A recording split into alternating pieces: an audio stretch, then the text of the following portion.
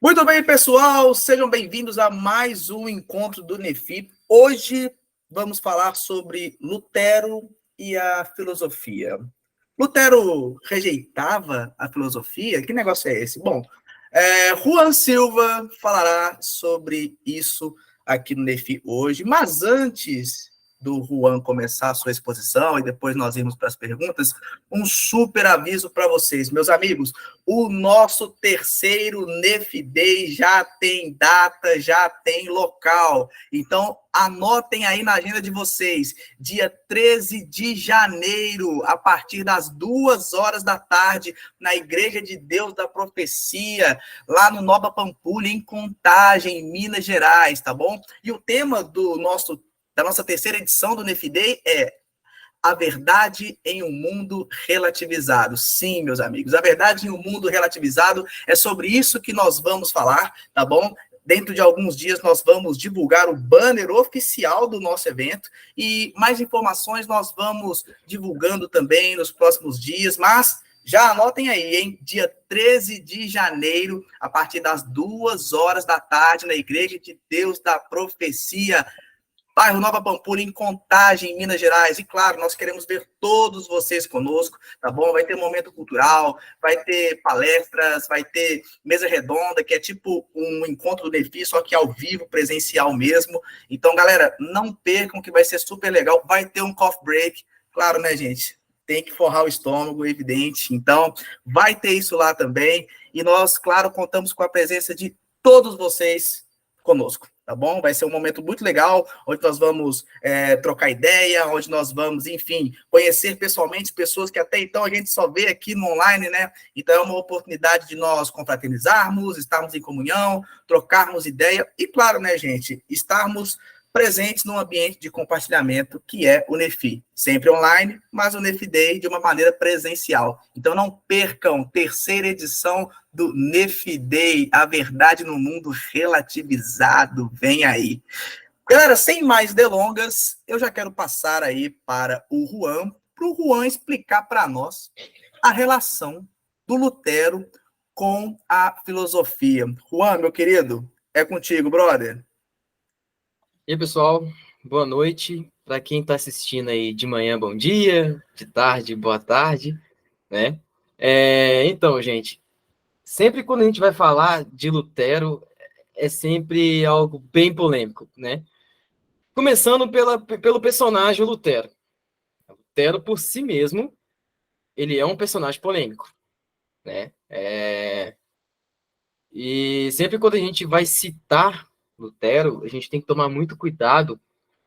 Eu inicio assim, né? Porque é um alerta que eu aprendi, e depois que eu aprendi isso de uma pessoa que é bastante, que a galera chama, né, gosta de chamar de luterólogo, entre aspas, né? Eu falei assim, cara, essa é uma informação simples, mas necessária para passar.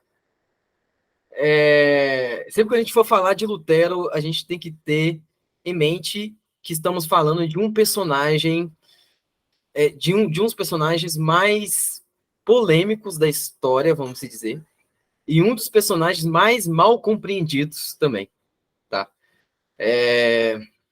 Lutero, eu acho que a maioria aqui das pessoas conhece a história de Lutero, né? Que não precisa fazer uma introdução a Lutero, porque nem tem como fazer uma introdução a Lutero em tão pouco tempo. Mas Lutero, ele é uma pessoa bastante curiosa. Por quê? Porque a gente vai ver aqui, como em tudo na vida de Lutero, principalmente na teologia, ele é um homem que sempre buscou ali o caminho da verdade, mas ele é um homem também que sempre mudou de opinião durante esse caminho, né? A gente pode pensar, a única vez que Lutero mudou de opinião foi lá na passagem de 1516 para 1517, quando ele fez as 95 teses, mas não foi assim. A vida de Lutero foi constantemente uma vida modulada em mudar de opinião, né? Então, e isso é comum também quando a gente vai falar de filosofia, tá? Lutero, normalmente, a gente sabe disso, né? A maioria das pessoas sabe disso, que Lutero, ele decidiu a viver uma vida no monastério, né? E por não sei se a palavra certa é essa, mas ele mesmo decidiu viver no monastério agostiniano, né? Foi decisão dele mesmo, tá? E o monastério agostiniano era um dos monastérios mais pesados ali da época da Idade Média. Pesados em todos os rigores. Pesados no estudo, pesados na questão de trabalho, pesado ali, questão de tudo, né? Englobando tudo. E Lutero, ele teve muito apreço por obras filosóficas, né? Muita gente não sabe, mas só que Lutero, ele era também um estudante de filosofia, porque naquela época era praticamente muito difícil a pessoa ir para o monastério para se virar um sacerdote e não ter contato com a filosofia. Era muito difícil. Ainda mais ele que estava no monastério agostiniano, né? Então, o doutor Lutero, ele teve essa educação também na filosofia, né, gente? Então, só um minuto aqui. Deixa eu ver se eu consigo. E esse aqui vai ser um pouco do nosso roteiro, tá? Lutero, a escolástica, o nominalismo e as 97 teses. Depois nós vamos falar bem pouquinho de cada passo, porque são muitas coisas, então eu busquei sintetizar ao máximo. Lutero, Aristóteles e a escolástica. A pergunta, né? Lutero rejeitava a filosofia e a fórmula de concórdia e a metafísica aristotélica, que também a gente vai ver que no finalzinho tem uma ligação muito forte com Lutero aí. Então, gente, a gente começa aí com a questão das 97 teses, que é uma das coisas mais polêmicas de Lutero. Eu costumo dizer que as 97 teses é até mais polêmica que as 95 teses, viu, gente? Ou tá ali na mesma linha, viu? Tão polêmica que essas 97 teses são. Quem que conhecia as 97 teses de Lutero, gente? Vocês conheciam as 97 teses de Lutero ou apenas as 95? Pode falar, professor. Conhecia, sim. Era do meu conhecimento. As 97 teses de Lutero. Mais alguém conhecia as 97 teses de Lutero? Lutero, gente, ele escrevia muito por teses, né? Tô dando uma consertada no meu carregador aqui.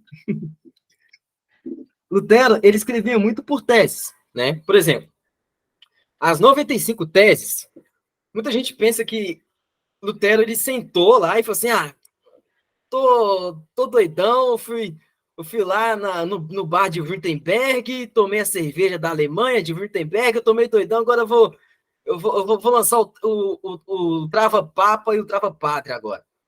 Não foi assim, né? Ele não decidiu do nada. As 95 teses de Lutero, ela passou, né, pelo Conselho dos Agostinianos, e os Conselhos dos Agostinianos, eles aprovaram as 95 teses de Lutero. Por quê? As 95 teses dele eram teses agostinianas, não foi algo que ele tirou da cabeça dele, né? Inclusive, tem uma história bem interessante que o Lutero, ele viu essas 95 teses para um amigo dele. Esse amigo traíra foi lá, foi o responsável por mostrar essas 95 teses para o Papa, né? Aí o Papa falou assim, esse é só um gordo bêbado, pode deixar que os agostinianos vão cuidar dele. Mas o Papa sabia que as 95 teses já tinham passado pelos agostinianos. Então, Lutero, ele escrevia as teses sempre aí, né, com teor, com bastante cuidado. E as 97 teses de Lutero, ela vai contra ali alguns preceitos da escolástica, tá? Eu não gosto de falar 97 teses contra a escolástica, porque nós vamos ver aqui que é muito raso a gente falar 97 teses contra a escolástica. Porque as teses de Lutero, ele foi para um período da escolástica. Não foi contra toda a escolástica, né? Então, a gente percebe que as 97 teses de Lutero, tem muitas teses que não atingem diretamente Tomás de Aquino, e nem atinge diretamente Anselmo de Cantuária, vamos dizer que é um dos dois maiores, né, pensadores da escolástica. Mas a principal, vamos dizer que a principal crítica de Lutero às 97 teses foi aos nominalistas, né? O Dr. Jordan B. Cooper, quem não conhece o Dr. Jordan B. Cooper, é muito bom vocês conhecerem o Dr. Jordan B. Cooper. Pelo menos para mim, hoje, ele é o melhor doutor que nós temos em teologia de Lutero e teologia escolástica dentro do protestantismo, tá? Dr. Jordan B. Cooper é um cara que é contemporâneo nosso, né? Inclusive, ele tem vários artigos de grátis na internet também. E ele também tem um canal no YouTube, né? Para quem quiser lá, só que Dr. Jordan B. Cooper. Vai estar o canal. Gente, é conteúdo de primeira, né? E quem sabe inglês é melhor ainda, né? Porque os conteúdos do Dr. Jordan B. Cooper não tem muito em português, por isso que às vezes não chegam muito aqui para nós, né? Porque a maioria dos trabalhos dele são em inglês.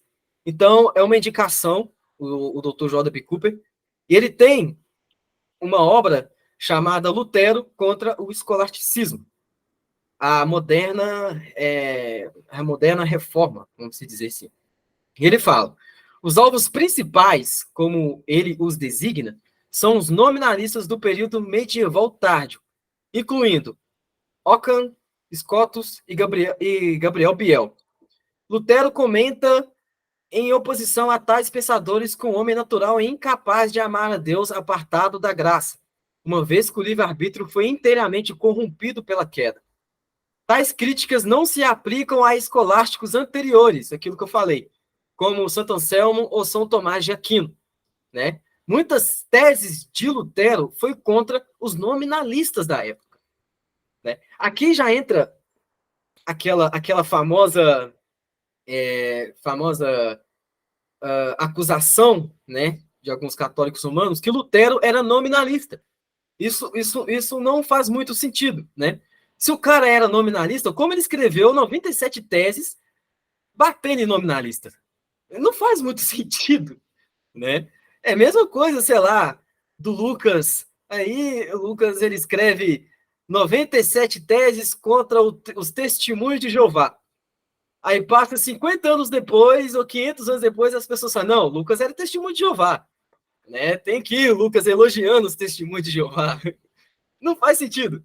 Né? Então, Lutero, a maioria das teses dele era contra o período aí dos nominalistas. Tá? Então, Lutero ele discorda, né, de algumas teses dos escolásticos, mas a intenção principal dele era contra os nominalistas. Então, a gente pode afirmar, eu só estou falando aqui de uma forma rasa, porque isso daria aí umas 4 reuniões para falar de Lutero e nominalista, então aqui eu estou falando de uma forma bem rasa, né, para vocês quiserem pesquisar a questão de Lutero e os nominalistas, tá? Então, cai também, aqui a gente pode dizer, uma tese muito, que as pessoas muito falam, que Lutero era contra o realismo, né? Então a gente vai ver aqui mais para frente que as pessoas falam, Lutero era contra o realismo e ao mesmo tempo era contra a filosofia. A gente vai ver aqui mais para frente que é outra coisa que não se sustenta. Lutero era um verdadeiro também estudante de filosofia. Ele não era apenas um teólogo, tá? Mas ele era também um estudante de filosofia. Ele mesmo aqui diz, aqui do próprio punho, Lutero aqui do próprio punho, ele diz o seguinte, aqui, que a filosofia de Platão, é melhor que a filosofia de Aristóteles.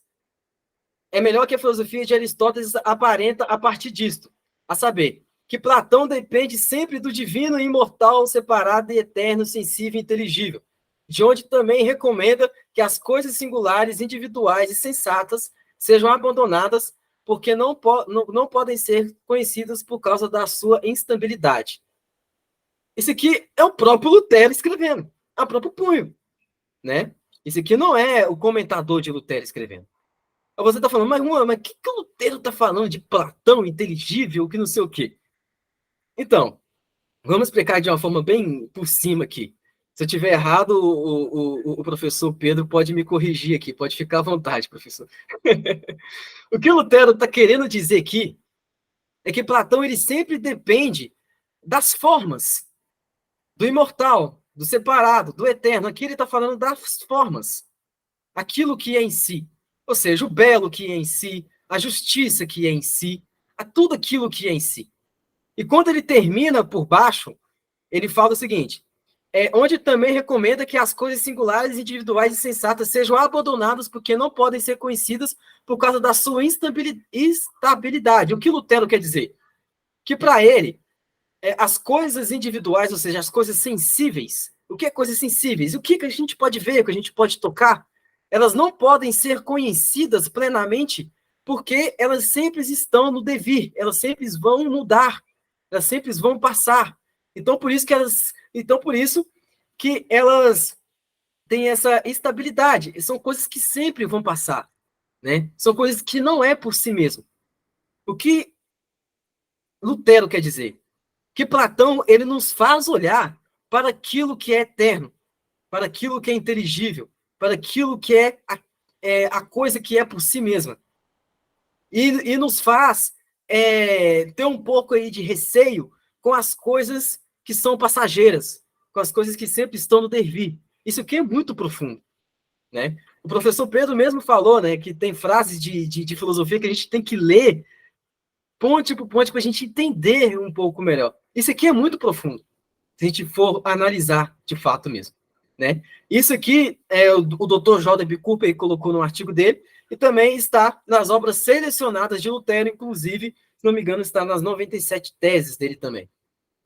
Então aqui já cai por terra, gente, que Lutero não gosta de filosofia, né? Como se um cara que gosta de filosofia vai falar de Platão desse jeito com tanta ousadia, né?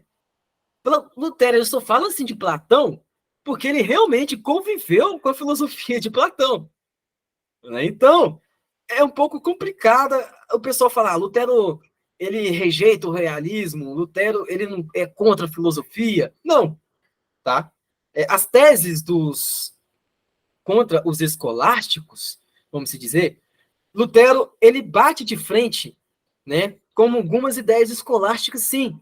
Algumas teses ele bate de frente contra São Tomás, contra alguns escolásticos, sim, né? Mas a principal ideia dele é refutar algumas ideias nominalistas, de que a salvação do homem não depende puramente da graça de Deus, mas do esforço do homem. O que entra também naquilo que Santo Agostinho discutiu lá atrás, que é a ideia do pelagianismo. Então, todas as coisas estão ligadas uma com a outra com Lutero, né? É como eu disse antes, tudo que Lutero escreveu, ele não inventou do nada, ele teve uma leitura aprofundada de Agostinho. E após isso, ele escreve as teses de acordo com essa leitura aprofundada que ele também teve, tá? Inclusive, quem quiser ler o artigo do Dr. J.B. Cooper, eu posso disponibilizar, se você quiser aprofundar nisso aqui, viu, gente? A gente continuando aqui,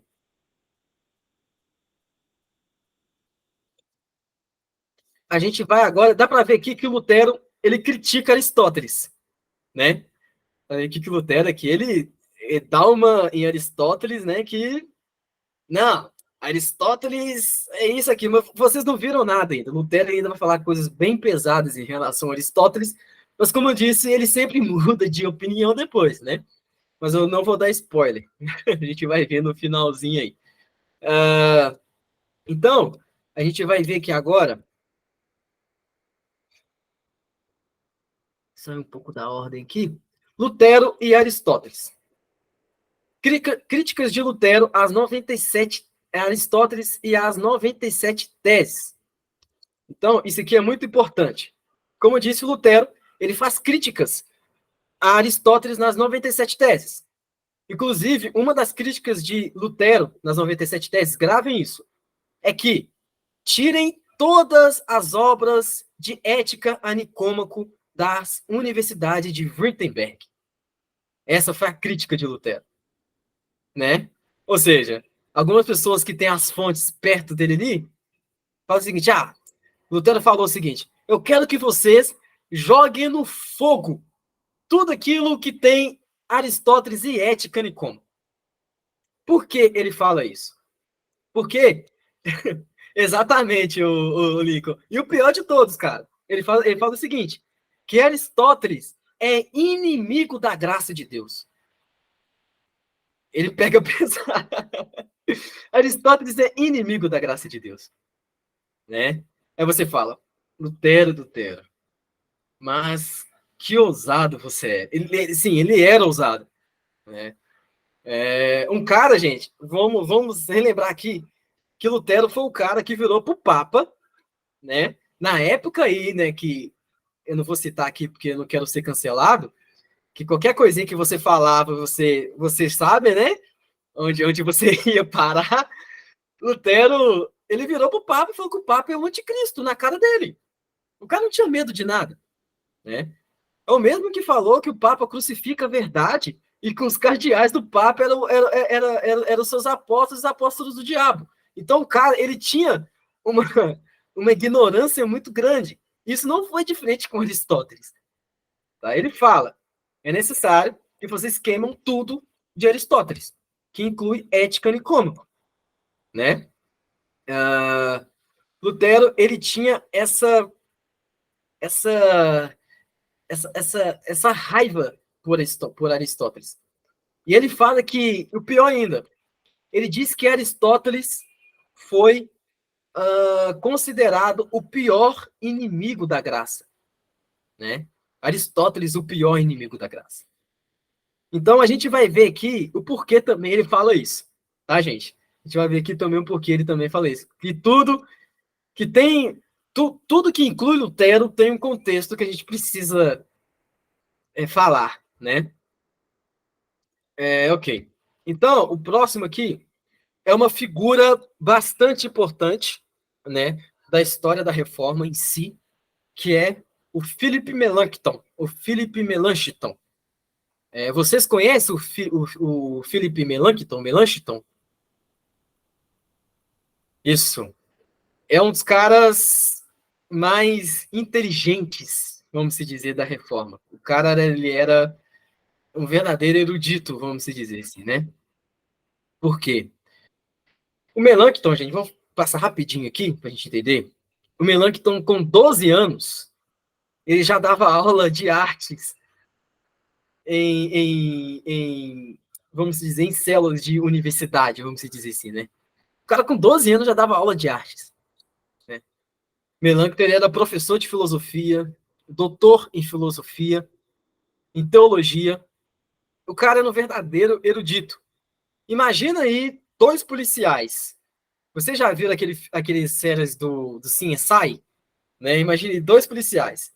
Sempre tem aquele policial torrão, que xinga todo mundo, né? Que atira primeiro e pergunta depois, e aquele policial mais calminho. Né? Imagine aí Lutero e Melanchthon é os 2. Lutero é sempre aquele cara, não, é herege, não vai pegar, é anticristo, não sei, e Melanchthon, não, Lutero, não é bem assim. A gente precisa ter mais calma para analisar as coisas. Tá? Então, Melanchthon, ele era essa figura, e muito inteligente também. Depois, posteriormente, tem uma discussão dentro da academia luterana e calvinista sobre Melanchthon, mas é uma discussão de outra coisa, né? Posteriormente, a gente pode discutir sobre isso aí. Então, posteriormente, Melanchthon chega, né? E Melanchthon, ele foi essa ponte para que Lutero ele tenha uma visão diferente de Aristóteles.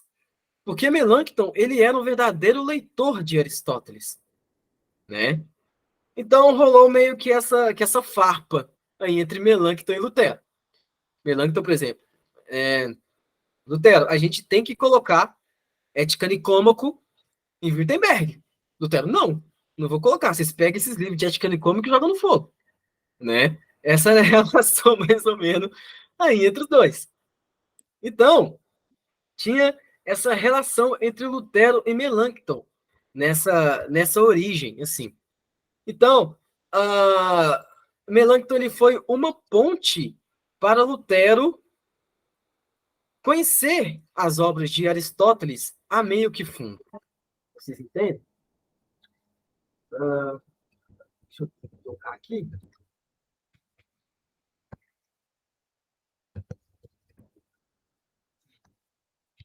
O doutor David coloca aqui o seguinte. Depois que Melanchthon reintroduziu a ética de Aristóteles em Württemberg, Lutero expressou notável apreço pelo texto de Aristóteles. Em 1543, Lutero disse que, embora filósofos como Cícero e Aristóteles não ensinem como pode ser livre do pecado, da morte e do inferno, eles escreveram excelentemente sobre ética. Aqui dá para a gente ver a diferença. Primeiro, a gente tem que tirar Ética Nicômaco, queimar Ética Nicômaco de Wittenberg, e agora Lutero fala, não, tá. Embora eles não escreveram sobre pecado, sobre livrar da morte, do inferno, é ok sobre ética, né? É que Lutero ele começa a meio que falar, ok, a gente pode repensar a questão de Aristóteles em Wittenberg, né? Então, Lutero ele tem ele começa a se abrir para Aristóteles, né? E Melanchthon ele foi o grande responsável por essas fases de Lutero. Vamos passar aqui, por causa também do nosso horário.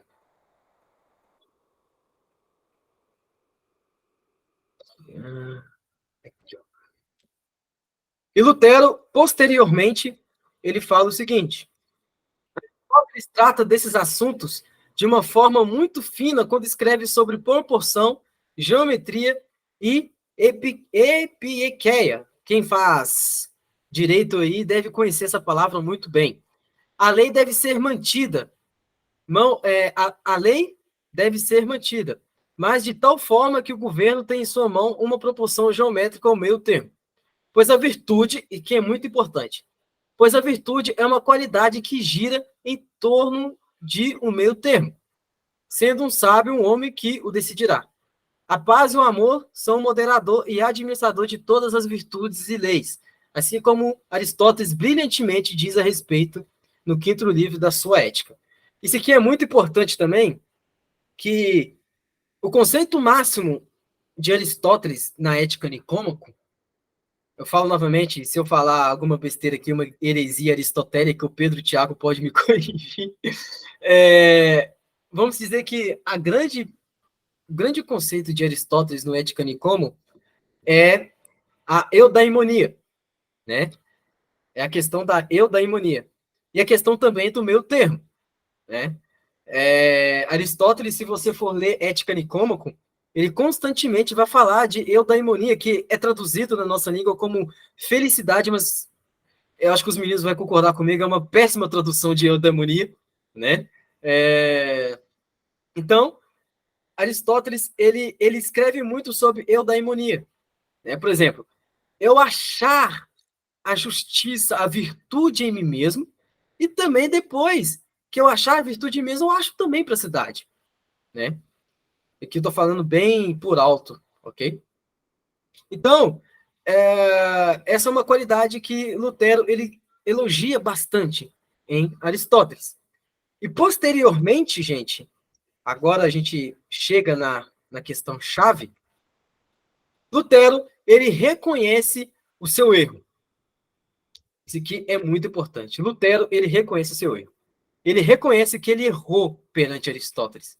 Ele reconhece que ele errou quando ele foi falar da filosofia aristotélica, né? Lutero, ele diz que Aristóteles foi muito sábio na sua ética, né? Isso aqui é um grande passo, tá? Nessa questão. Mas você fala, Juan, então por que Lutero ele foi tão rude com Aristóteles? Aqui vai a questão. O que Lutero leu sobre Aristóteles foi uma corrente de pensamento diretamente dos nominalistas, né? Guilherme de Ockham, Gabriel Biel. Então, o contato que ele teve aí com as obras de Aristóteles foi um contato que teve uma pintada aí, né? Uma mãozinha nominalista. Então, ele teve raiva desses caras, né? Ele teve raiva, né, da filosofia aristotélica, mas depois ele volta atrás. E depois ele coloca, com o Concílio de Melancton, a filosofia aristotélica na grade de estudos de Wittenberg. Então, os alunos de teologia de Wittenberg começam a estudar ética nicômaco, metafísica e todas as obras de Aristóteles e também Platão, que a gente viu, né? Lutero tinha um grande apreço também pelas obras de Platão. Aí você me fala, Juan, então Lutero ele cria que Aristóteles era um ótimo cristão, que ia para o céu, que Platão está no céu, que Sócrates está no céu. Essa é uma grande treta. Diferentemente de Zwinglio, quem que conhece Zwinglio? É um grande nome também da Reforma. Diferentemente de Zwinglio, Zwinglio ele tem um fragmento que ele fala que Hércules está no céu, que ele fala que Teseu está no céu, que ele fala que Sócrates está no céu, né? E Lutero ele ficou bastante bolado com o Zwinglio nessa questão. Quem que leu, estudou a Reforma Protestante de fundo sabe os embates que o Lutero teve com o Zwinglio lá no colóquio de Marburg, né? Foram bem pesados. Então, Lutero... Pois é, mano. Então, Lutero teve um embate muito forte com o Zwinglio, tá? Aqui a gente vai abrir uma aspas e continuar outra fase de Lutero aqui. Lutero, ele teve um embate muito forte com o Zwinglio. Porque para Lutero, era algo muito difícil os filósofos gregos estar no céu, né? Porque para Lutero eles não tiveram contato com a graça, eles não tiveram contato com a revelação. Mesmo que eles quase chegaram perto, né? Chegaram ali na risca, para Lutero eles não tiveram contato. Isso é bem discutível, né? Tem gente que discorda e está totalmente aberto, né? Eu não formei a minha opinião ainda. Eu não formei a minha opinião ainda, então Lutero ele tinha essa questão. E Zwinglio não. Para Zwinglio não. Né? Então, aqui entra outra questão. No colóquio de Marburg, aqui nós vamos para a parte polêmica, né? Que é a parte da Santa Ceia. No colóquio de Marburg, Sócrates é somente o mestre da ética. Lúcido. No colóquio de Marburg, Zwinglio ele tinha a mania de escrever para Lutero tudo em grego, né? Esse que tinha grego. E Lutero, ele meio que endoidou com o Zwinglio por causa disso. Para de escrever em grego, né? Quando a nossa língua aqui deixa de ser boa. Para de escrever em grego, né? E Zwinglio, que é a visão, se não me engano, presbiteriana hoje, se eu tiver alguém reformado aqui, pode me corrigir, que eu não conheço muito bem, que é a presença pneumática, né, do sacramento, a presença espiritual. Então, Zwinglio, ele constatou essa presença espiritual através de preceitos filosóficos, né? Através de preceitos aristotélicos e filosóficos. Calvino, posteriormente, também. Né? Inclusive, tem uma linha calvinista que é uma linha escolástica. Né? Calvinistas que fazem um estudo aprofundado da escolástica. Calvino, posteriormente, também. Para Lutero, isso era um absurdo. Né? Porque Lutero ele faz uma crítica agora a São Tomás de Aquino. A questão da transubstanciação. Tá? É bem engraçado o que ele fala. que ele fala o seguinte, que a explicação da transubstanciação é apenas uma coisa para satisfazer acadêmico, porque não faz sentido nenhum para Lutero. Era muito ousado, né, Lucas? Ele disse que a explicação da transubstanciação era apenas algo para satisfazer acadêmico e satisfazer tomista, né? Satisfazer os escolásticos. Porque para ele não fazia sentido nenhum. Por que ele fala isso? Porque, pegando em grosso aqui a questão da transubstanciação, tá ali os elementos, né? O corpo, que é o pão, o vinho, que é o sangue, né? O corpo ali é Cristo, junto com o corpo. Ali é o sangue de Cristo, junto com o vinho. É Cristo literalmente. Mas continua pão e continua vinho. Porém, ali tem uma interpretação aristotélica de São Tomás de Aquino, que o pão e o vinho eram acidentes, né? Aqui vocês podem falar, mas o que é acidente? Para Aristóteles, acidente é aquilo que pode vir a priori da substância, né? Substância do indivíduo. Por exemplo, Lucas é professor. Professor não define o Lucas. Lucas, ele é o que é. Exatamente, o Tiago, confundi aqui a palavra aqui. Lucas, ele é o que é. No grego, Aristóteles ele fala o termo que chama ti esti, essência, aquilo que é, né? E todos os predicados que dá para o Lucas, que dá para o Pedro, que dá para mim, que dá para o Tiago, que dá para a Manu e dá para o Adriel, são acidentes. Eles não caracterizam o ser. Eles não fazem parte do ser. São apenas acidentes, né? Se você olhar, por exemplo, o cavalo. Aquele cavalo é marrom. O marrom não é o cavalo.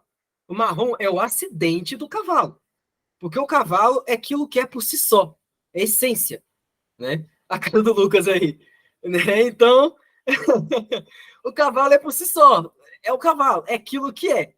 Então, todos os predicados que caracterizam o cavalo são afecções, são acidentes, né? Então, essa aí é um pouco da interpretação da Santa Ceia. Por exemplo, ali está o pão e o vinho. Ali está o corpo de Cristo. Porém, o pão e o vinho são acidentes. Então, Lutero fala assim, não, isso aí é só para satisfazer acadêmico. Não tem nada a ver com uma coisa com a outra. Né? E a outra questão com o Zwinglio é a questão que o Zwinglio fala, né, que Jesus não pode estar em dois lugares ao mesmo tempo. Lutero, ele não cria na consubstanciação, viu, gente? Lutero, ele cria na união sacramental, ou presença real, que significa ali, o corpo e o sangue de Cristo está ali, né, para Lutero, está ali de forma literal, porém Lutero ele não explica de forma filosófica e racional como ele opera aquilo, ele fala que é um milagre. Então, quando o Zwinglio e São Tomás de Aquino tenta explicar de uma forma filosófica, aí deu problema. Aí deu problema com ele, né? Então, o Zwinglio, ele argumenta que não tem como Jesus estar em dois lugares ao mesmo tempo. Não tem como Jesus estar num pão e estar no céu, né? Aí já é outra treta, né? E pode deixar com a Manu, que é a história da filosofia, o pessoal da teologia sistemática, já é outra treta já. Eu passo a bola para vocês aí, né? Então, essa é a grande questão do embate de Lutero com alguns intérpretes tomistas e também zwinglianos, calvinistas, reformados, tá? E, posteriormente, Lutero ele vai ter aí outro embate, né, com São Tomás de Aquino. Porque, para Lutero, o que estava acontecendo ali no período escolástico? Lutero ele fala isso nas 97 teses, que para você ser teólogo, você precisaria conhecer Aristóteles. Se você não conhecesse Aristóteles, você não seria teólogo. Então, Lutero fala assim, não, não é, as coisas não são assim. Né? O que faz uma pessoa ser teóloga é Bíblia, não é Aristóteles. Né? Então, tem essa questão, essa grande crítica aí também. E a gente vai partir agora para a confissão, né, que foi redigida e autentificada também. Não foi redigida por Lutero, perdão. Ela foi redigida por Philippe Melanchthon, mas ela foi autenticada, assinada e concordada com Lutero. Então, vou colocar aqui, que é... perdão.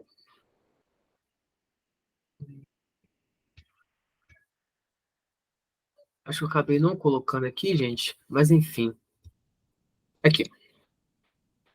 Que é a fórmula de concórdia. Quem aqui conhece a fórmula de concórdia, ou a Confissão de Augsburgo? Não? A fórmula de concórdia, gente, e a Confissão de Augsburgo são os documentos oficiais, né, da teologia de Lutero e da teologia de Melanchthon, Martin Gerhard, de Gerhard, né, que são os teólogos luteranos ali ao todo, né? E eu cito isso porque é uma confissão que Lutero autentificou, né? E essa fórmula de concórdia, o que ela fala? Isso aqui é bastante interessante. A fórmula de concórdia, gente, ela aborda as categorias da metafísica de Aristóteles para falar sobre o pecado original e a queda. Aí você fala assim, mas Juan, o mesmo Lutero que estava criticando Aristóteles lá atrás, ele vai usar a obra mais densa de Aristóteles, que é a Metafísica, para explicar algo tão profundo que é o pecado original e a queda? Pois é, usou. Né? Você viu como é uma coisa que a gente pode gravar na nossa cabeça. Toda aquela pessoa que almeja a verdade, durante a sua caminhada, ela vai mudar de opinião. Né? Isso faz parte do indivíduo que quer almejar a verdade. Tá? Então, a pessoa que almeja a verdade, ela vai mudar de opinião. E Lutero era eu não estou falando que Lutero tinha verdade, pelo contrário, ele errou muito, mas ele era aquela pessoa que buscava a verdade. Então ele mudou bastante de opinião, inclusive de Aristóteles. Eles falam sobre o pecado original e a queda sendo introduzida através da metafísica de Aristóteles. Surgiu uma controvérsia ali sobre a questão se o pecado era, após a queda, uma propriedade acidental ou substancial da humanidade. Pessoal, mas o que é isso? Vamos explicar, né? Se um pecado é, por si mesmo, após a queda, algo que pertence à substância, o pecado original, pertence à substância em si no indivíduo, ou seja, nós todos aqui somos pecadores essencialmente em nós, ou se o pecado, ele veio depois, como acidente. Essa aqui é a fórmula de concórdia que o Dr. Lutero e Melanchthon está discutindo. E a posição deles foi o seguinte: eles falou, né, já a partir como teor metafísico de Aristóteles, eles falam que a essência humana ela permanece após a queda. Por quê? Como eu disse, Aristóteles ele usa do termo essência, ati esti, aquilo que é, ou aquilo que está sendo. Então, é impossível alguém mudar a sua essência para Aristóteles. A essência é aquilo que é. Né? Então, eles lendo por cima da metafísica, eles falam que a essência humana ela permanece após a queda. Enquanto o pecado original, por vir depois, exatamente, Lucas, tipo o marrom do cavalo. Então, o pecado original, por vir depois, ele é algo acidental. Para vocês entenderem aqui melhor.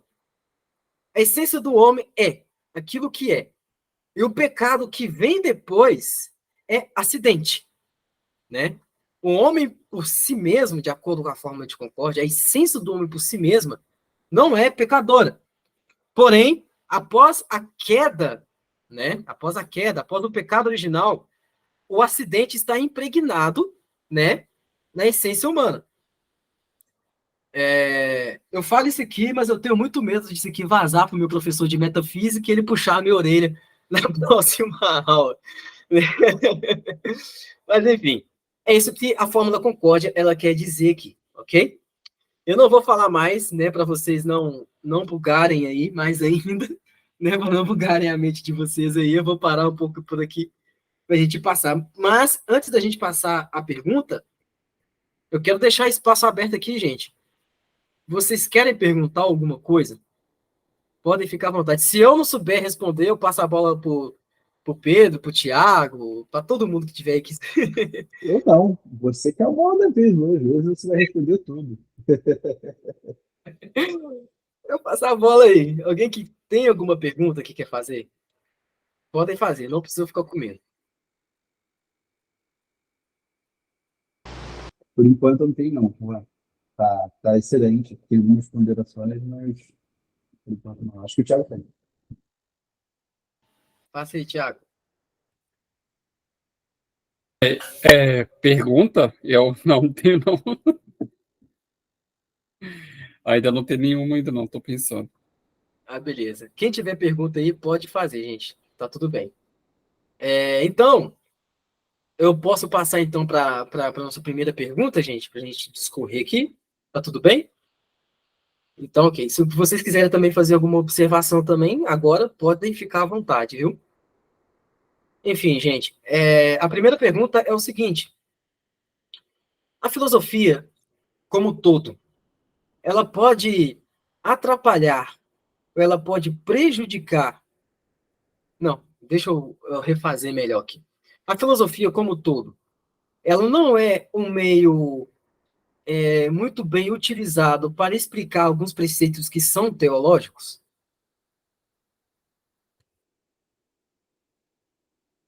Olha, mas eu acho que aí já tem um problema na sua pergunta, Juan.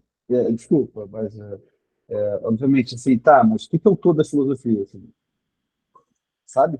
Você consegue compreender a minha questão? Sim. Repete, não, professor, não escutei.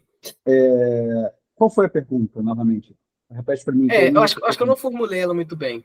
Sim, Se para pode falar. vocês a filosofia ela é um instrumento que pode atrapalhar algumas coisas no que se dizem a respeito da teologia. Por exemplo, você interpretar algum versículo bíblico e você usar do meio da filosofia, pode ser filosofia clássica, medieval, hegeliana, qualquer que for. Vocês acham que pode ser um meio, um instrumento que pode atrapalhar a interpretação bíblica ou pode ser algo que pode ajudar?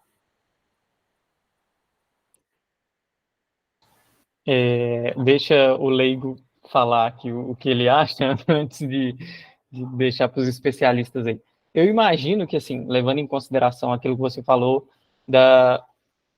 quando você citou sobre a busca da verdade, né? O indivíduo que busca a verdade e tal, eu achei isso interessante. E, assim, como a filosofia te leva para esse lugar, eu acredito que, de alguma forma, ela possa, na verdade, contribuir, sabe? Para a interpretação, por exemplo, de um versículo igual você falou aí. Agora, tem que ver o tipo de leitura que será feita, né? Como eu não sou da área, eu não vou nem tentar dividir isso daí. Mas eu acho que, de maneira geral, é algo que auxilia. Leigo falando, tá?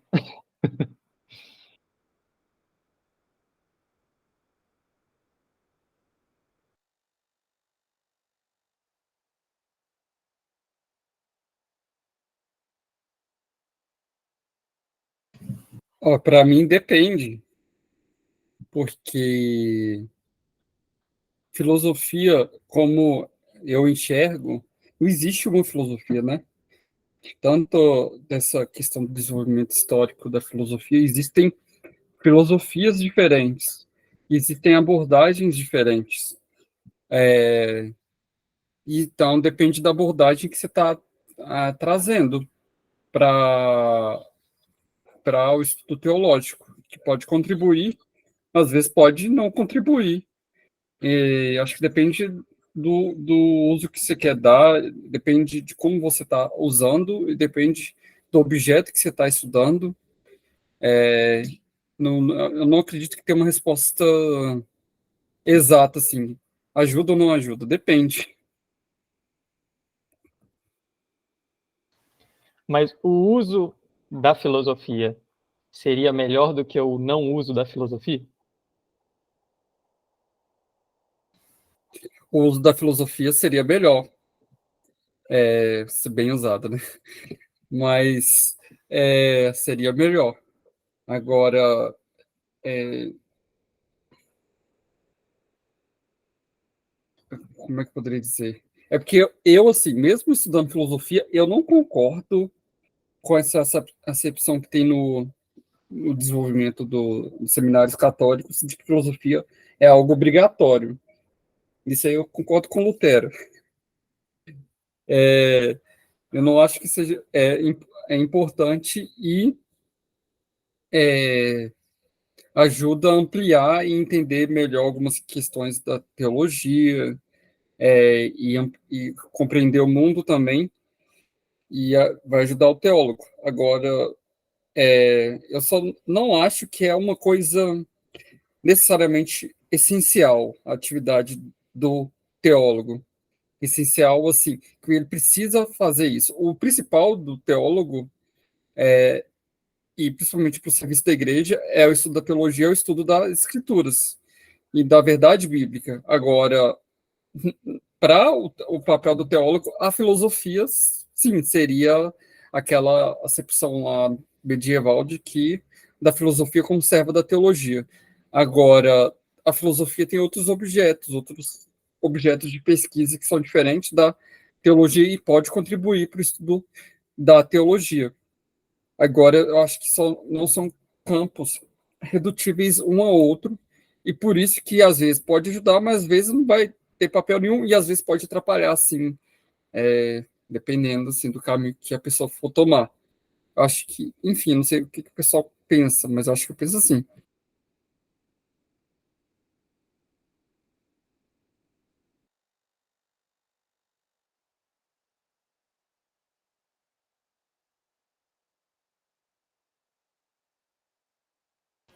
Mais alguém?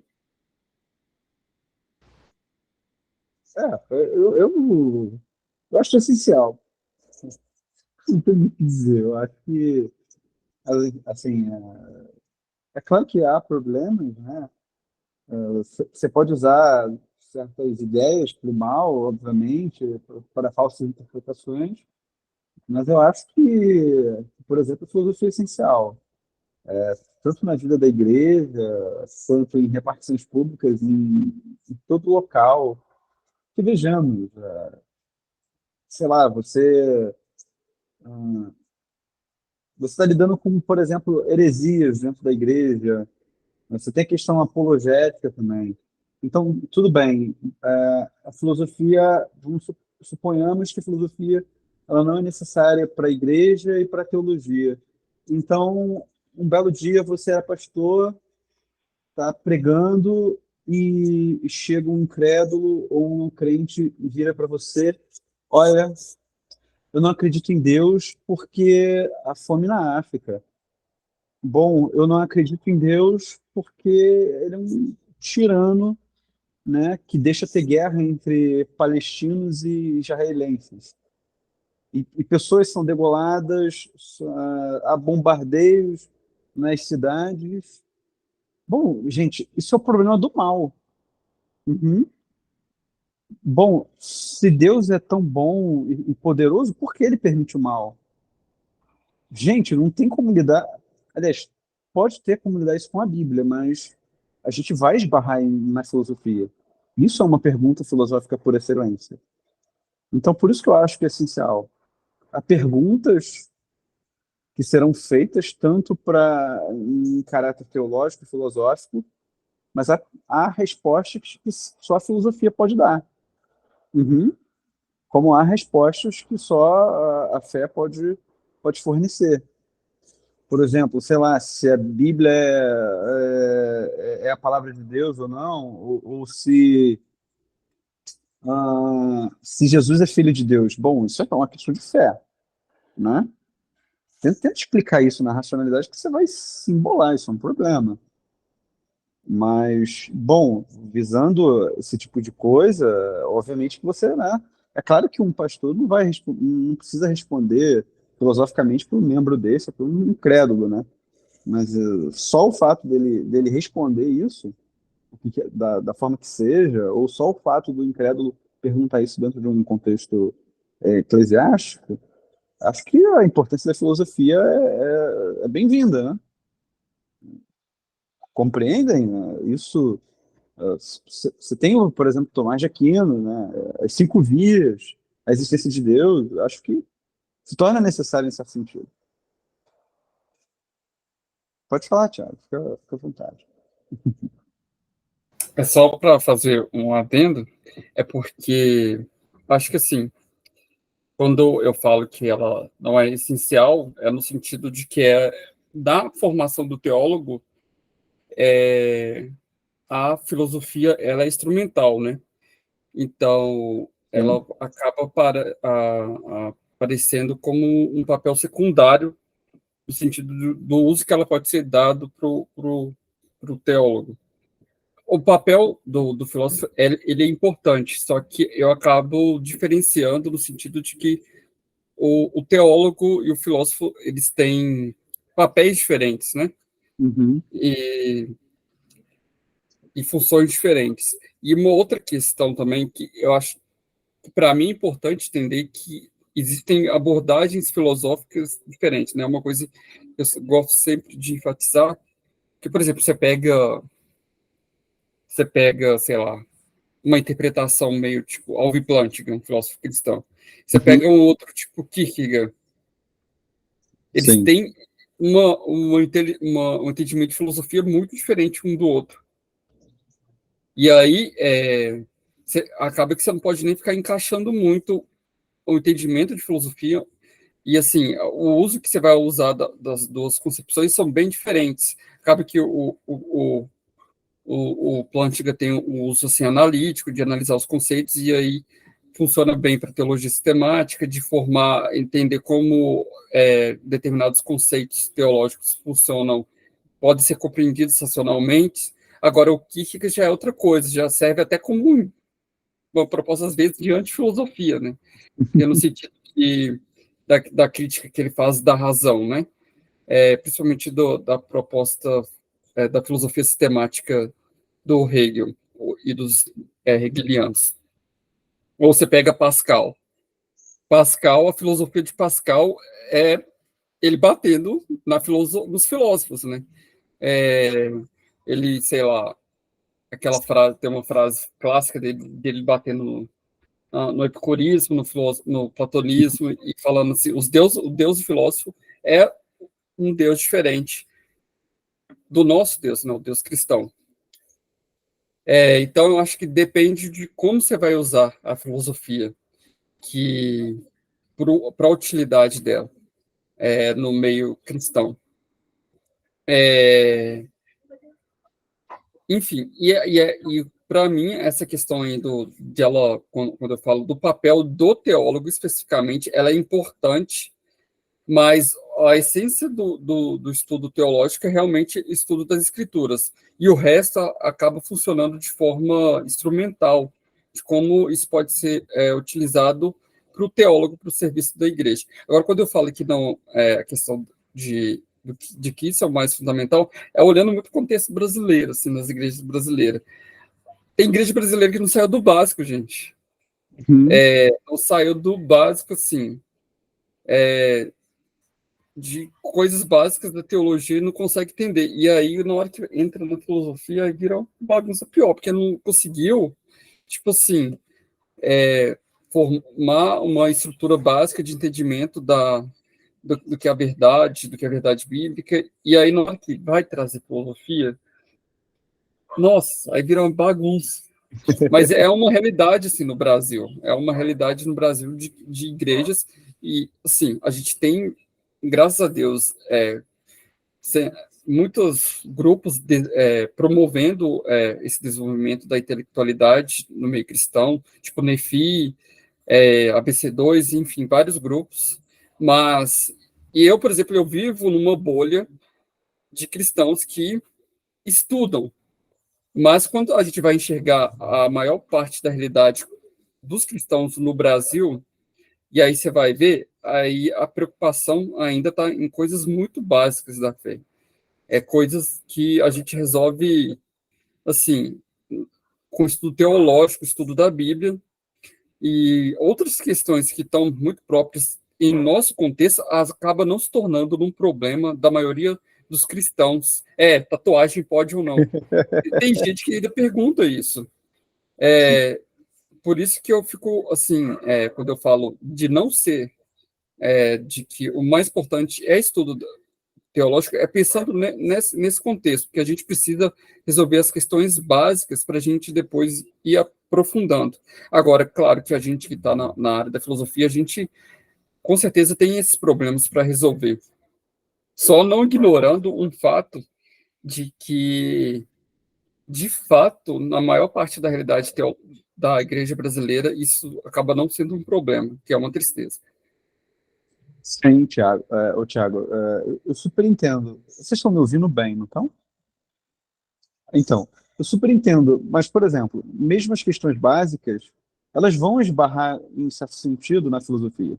Assim, o pastor, ele pode não compreender, o membro pode não compreender, mas se a gente, por exemplo, olhar tatuagem pode ou não, a gente esbarra na questão do corpo. Compreende? Bom, mas se não, mas por quê? Ah, mas é porque o seu corpo é um templo do Espírito Santo. Tá, mas qual é a função do corpo?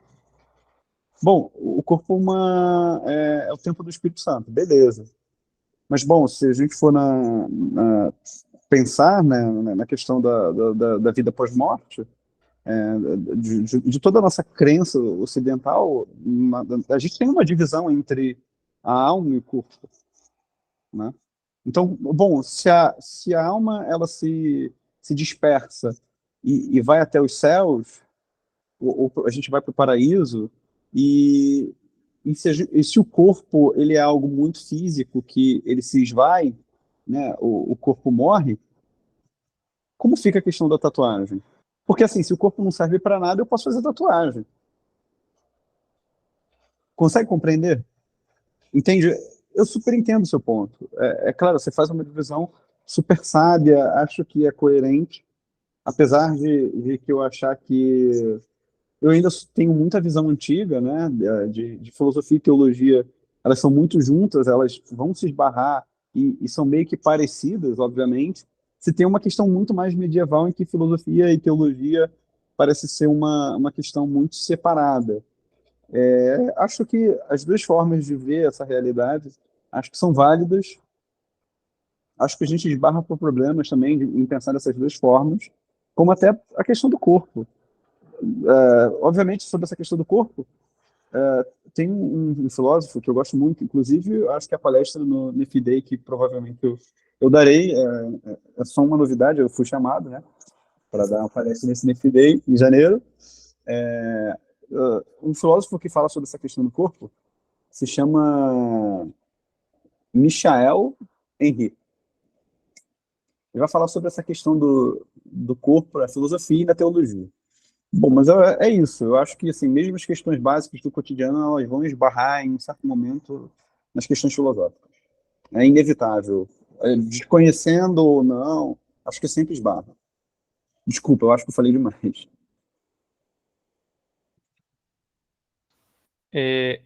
Ainda, eu sei que a gente desviou um pouquinho do assunto, mas eu achei interessante essa questão que você discorreu, né, do corpo, com relação a essa pergunta da tatuagem. Aí vem uma curiosidade de um estudante que gosta muito de estudar escatologia. Na ressurreição dos corpos, como fica essa questão da tatuagem?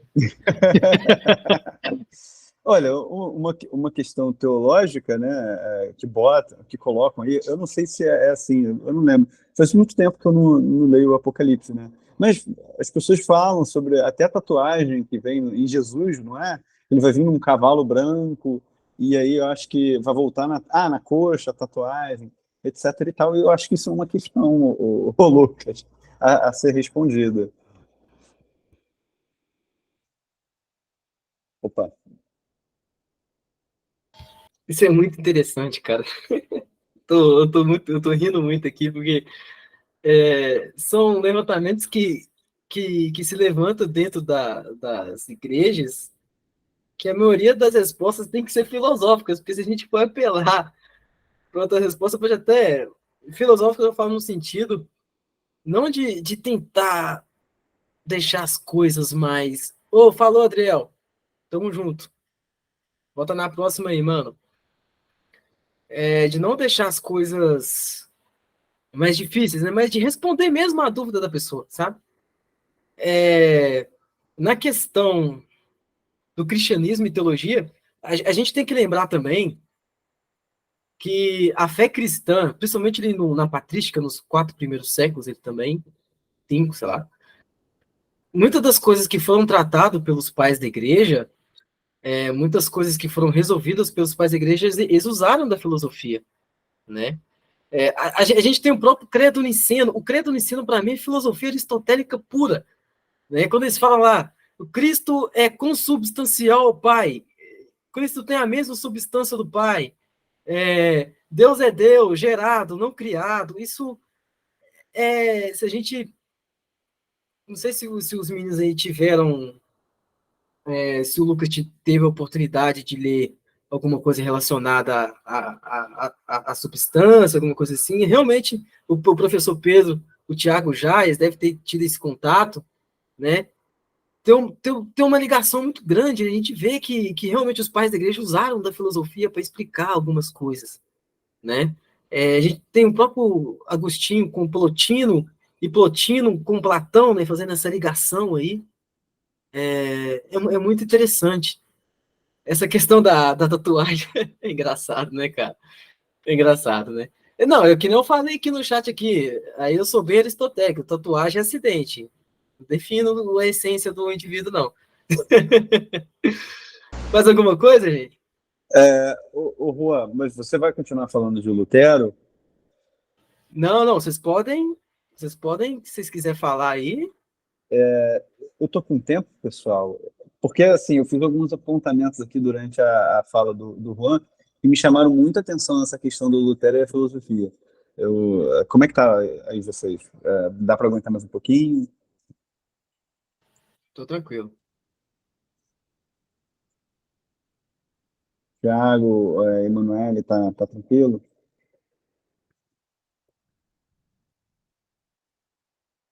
Mas pode apresentar. Eu não sei se eu vou conseguir ficar, mas pode falar aí.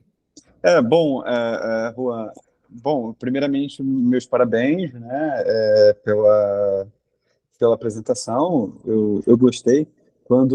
É interessante, porque quando você falou sobre o tema do Lutero e a filosofia, me veio à memória as minhas aulas com o professor Danilo Marcondes, às 7 horas da manhã, de História da Filosofia Moderna, em que vai pontuar algumas coisas, a influência do Lutero na filosofia moderna.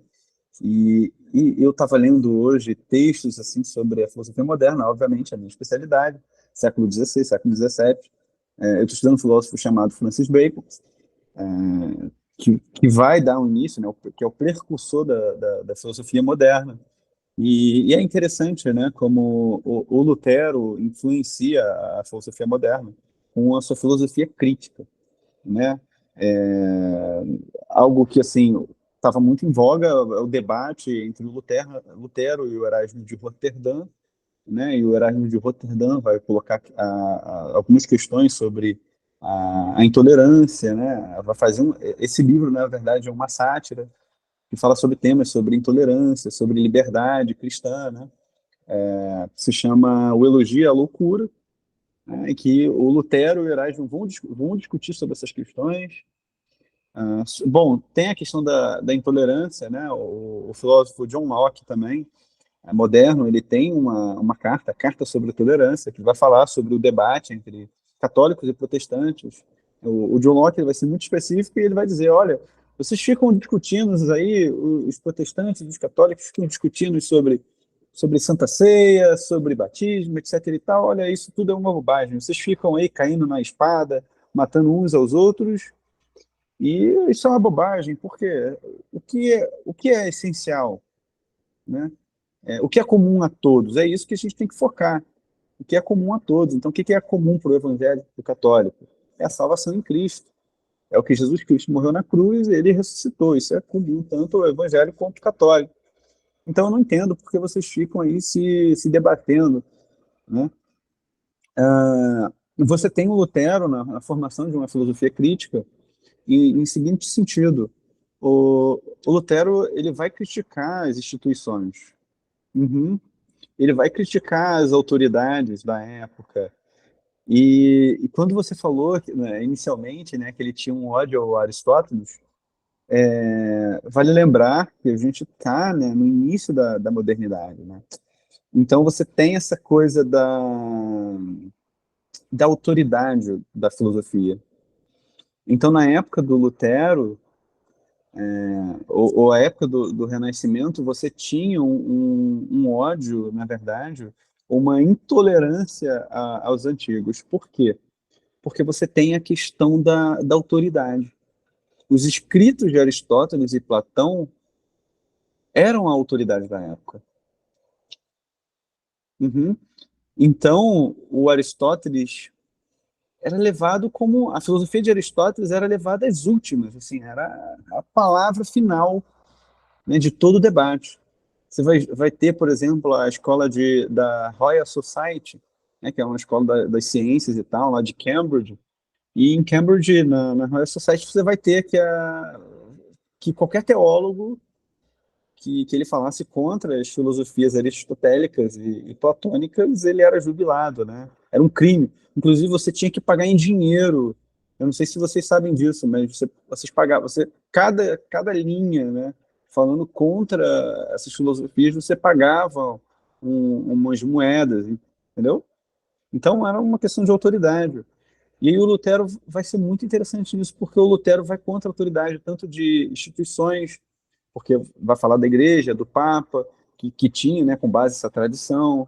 Você vai falar mal do Aristóteles, né, que era um perigo, né, porque você não podia falar. Então, você, por exemplo, você vai ver tanto Galileu, Francis Bacon e Descartes falando contra essas autoridades da época, né? Quanto esse monopólio, né, de você ter que falar bem, de você ter que seguir essas filosofias que para eles foram errôneas, né? Então, o Lutero, quando ele fala mal, quando ele desafia essas autoridades, ele está dando início, basicamente, né? Pode ser uma noção muito vaga, mas ele pode estar dando início à filosofia moderna, ou aquilo que a gente chama de filosofia crítica, né? Porque ele vai criticar as autoridades e as bases, né? Fala-se muito, por exemplo, de método. O que seria um método? O método é um caminho para você chegar a algum lugar. Então, a gente vai criar um método. Então, um método para reformular a filosofia e a teologia.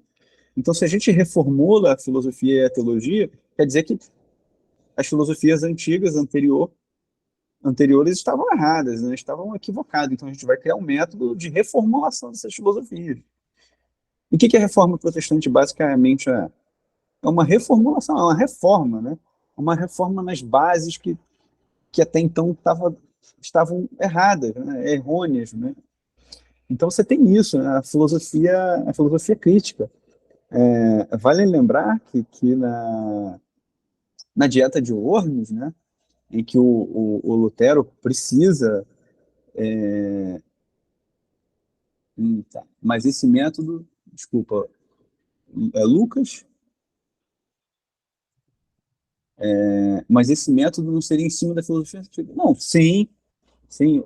A questão do método que eu estou dizendo, ela obviamente, não aparece o nome de método, né, mas ela tem tem a sua criação na filosofia antiga, né, na filosofia medieval, mas eu estou dizendo assim, que esse método, né, ele tem um ponto de partida, como a gente conhece, bem estruturado, um caminho, né, que é o discurso do método, por exemplo, do Descartes. A gente tem esse apogeu do método nos séculos, né, da filosofia moderna.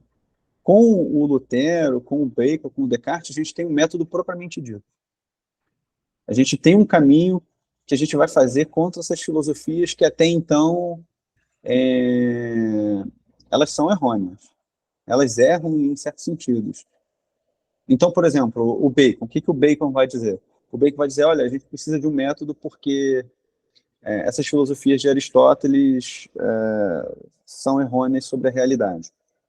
A gente é moderno e a gente não pode olhar só para a história antiga.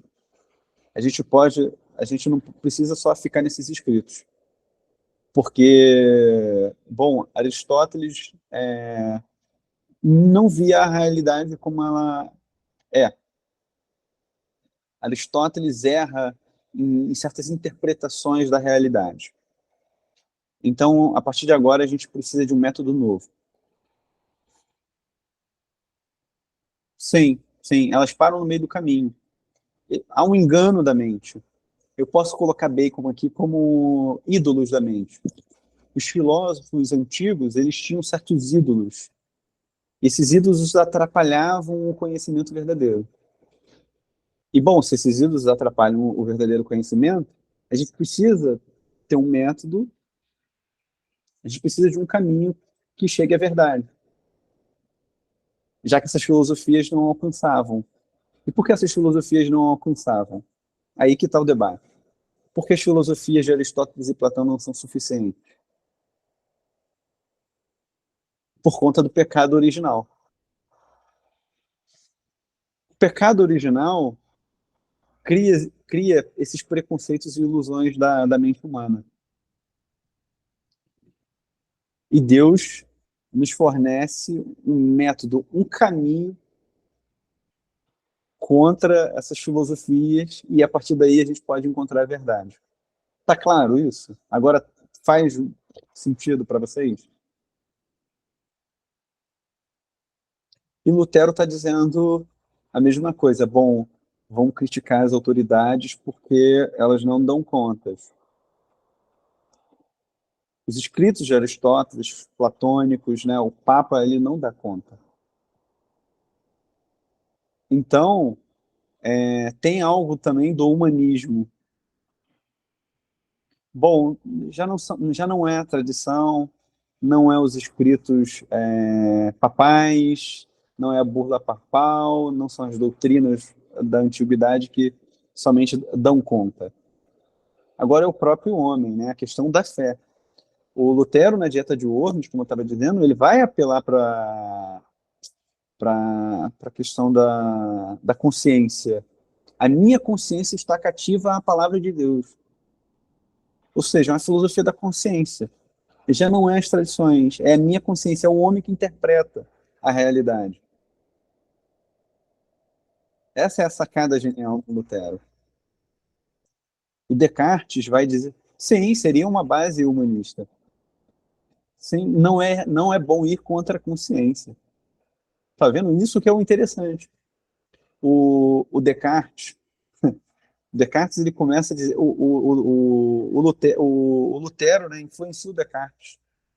O Descartes vai dizer, não, é porque eu estudava na La Flerte, né, na escola francesa, e tudo que eu aprendi, né, era enganoso, e a partir de agora eu tenho método, né, para discutir a realidade. Não entendi, Lucas. Pode refazer essa pergunta? Pode, eu acho que até ligar o microfone. Fica mais fácil. É o Lucas ou o Thiago? É o Thiago. Porque você disse da questão aí do humanismo, né, do Lutero, e aí seria essa questão da consciência. O que eu perguntei se seria humanismo e seria mesmo da mesma coisa da filosofia moderna. É que, como é que eu poderia dizer? Se associa-se a ideia da filosofia moderna como estabelecimento da razão, né? Uhum.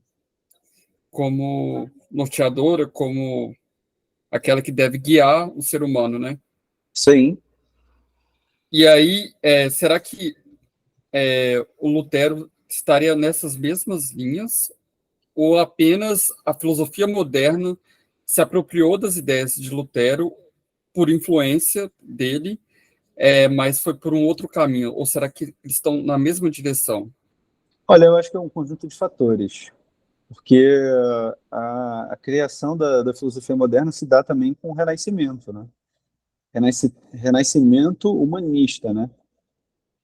O humanismo renascentista. Então você tem essa coisa do renascer do homem. Então você vai cair no humanismo de uma certa forma, né? Por que renascer? Porque parece que as filosofias estavam estagnadas, estavam mortas na autoridade, então o homem renasce Então, daí dá o Renascimento, né? Porque o Renascimento vai vir muito dessa questão do Protágoras, né? O homem é a medida de todas as coisas. E aí isso influencia o Lutero. O Lutero está nesse contexto do Renascimento, da questão das artes, das ciências e tal. Entendeu? Sim, sim, pois é.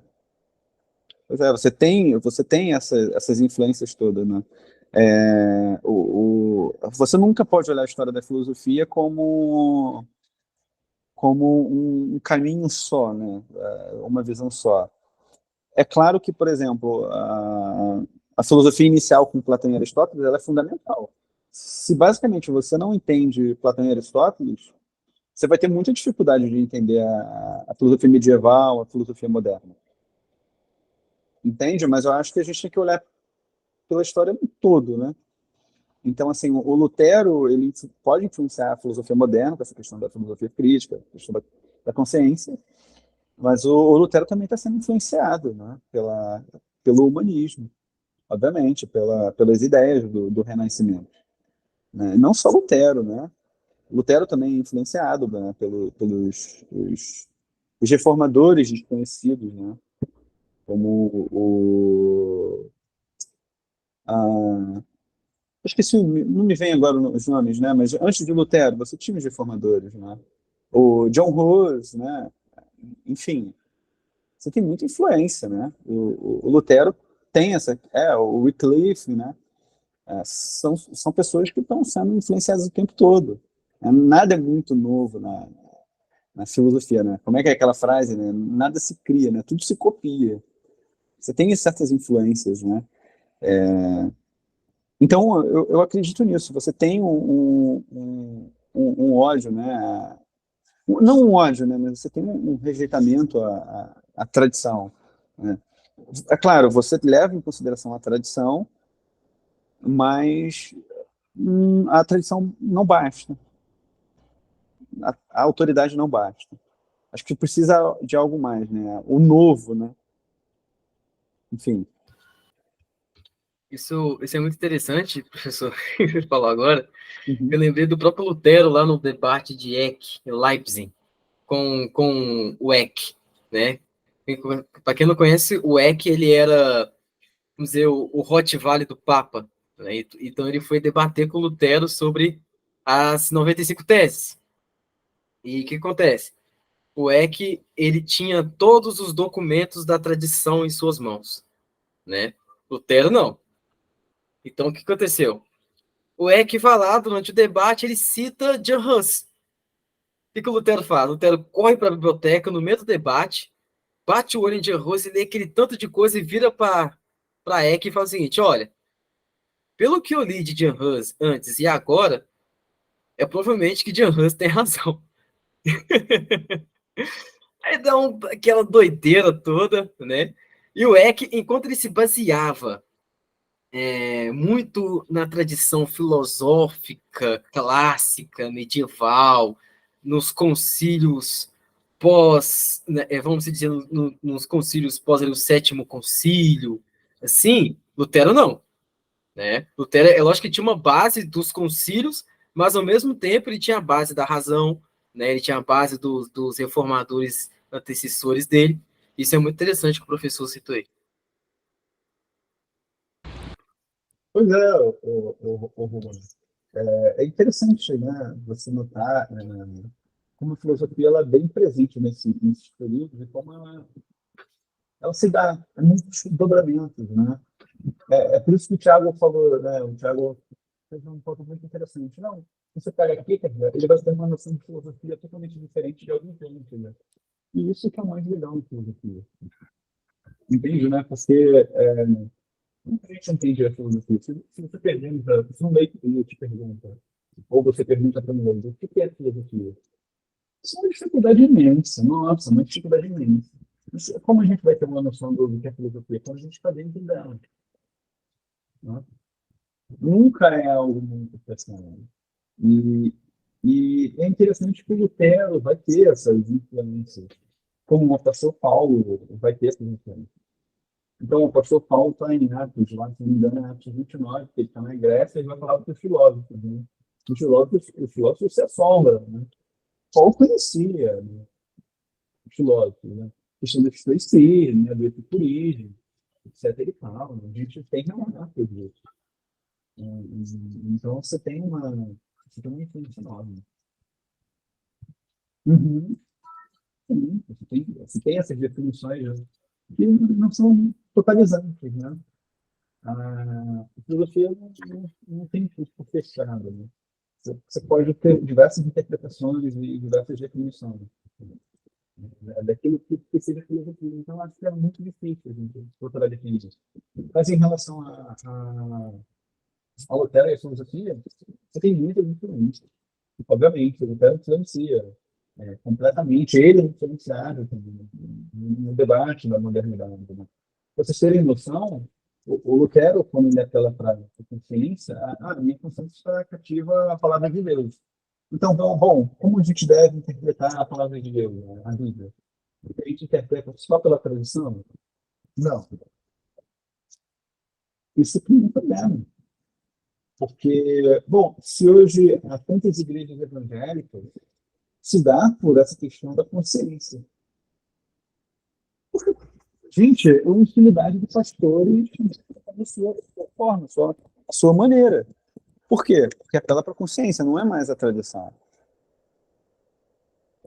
Entende o problema que o Lutero colocou? Então, tudo bem, pode ser que não é um problema do Lutero especificamente, mas isso gerou um problema daqui para frente. Sim, realmente. sim. O protestantismo favorece a expressão da fé individual. Obviamente, porque, bom, então vamos interpretar a Santa Ceia. Tá, então a Igreja Católica interpreta a Santa Ceia porque provavelmente você tem a tradição. Agora a Igreja Protestante, como ela vai interpretar a Santa Ceia? O Lutero falando uma coisa, Calvino falando outra, o Zwingli falando outra coisa, aí o pastor da Rua Azusa falando outras coisas. Compreende? Isso é um problema, gente. É interessante, valeu aí, Pedro, pelos comentários, mas a Manu trouxe um texto aqui que achei que foi muito interessante, era só cortando, mas era justamente essa minha questão. Porque, tipo assim, eu não estudei luteranismo, né, é uma questão que nunca passou.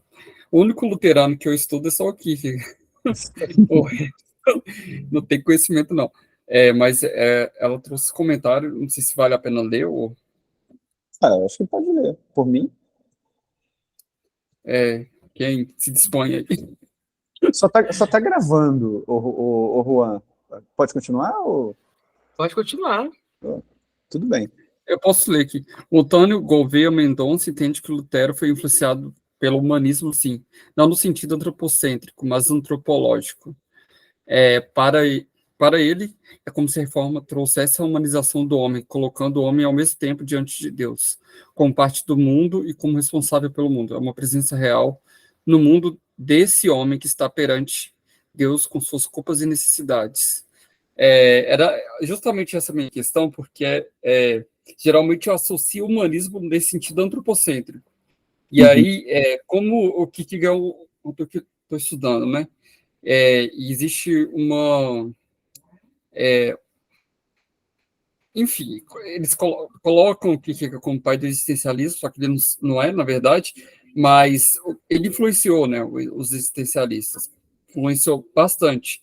E eu uso esse exemplo porque essa valorização da existência, né, a valorização da existência diante dos sistemas filosóficos que o Kierkegaard traz, mas não é do mesmo jeito que o existencialismo coloca, no sentido de que a existência agora ela está livre para determinar a si mesma a partir da sua própria responsabilidade e decisão, né? A liberdade.